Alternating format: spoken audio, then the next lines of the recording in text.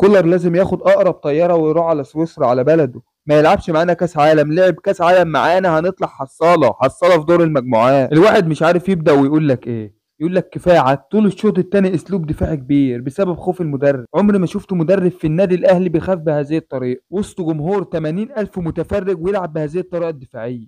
خمسه في قلب الدفاع من بدايه الماتش. طب انت بعد ما سجلت الهدف الشوط الثاني انت بتعمل ايه؟ بتعمل ايه الشوط التاني؟ خوف ملوش مبرر. انت ماسك النادي الاهلي مش ماسك فريق درجه تانية.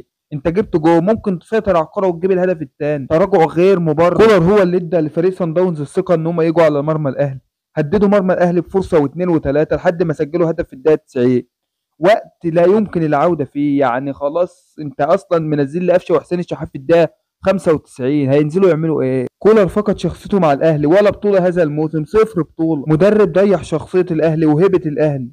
خطأ كبير من كابتن محمود الخطيب ان هو اعطاه الثقه دي كلها. مدرب ضيع الاهلي وضيع لعيبه الاهلي وضيع جمهور الاهلي. الموسم الثالث مع كولر موسم كارثي كارثي، صفر بطوله. طول الشوط الثاني اسلوب دفاعي كبير، وهيبقى خطأ كبير جدا من كابتن محمود الخطيب لو خلى كولر يكمل في النادي الاهلي.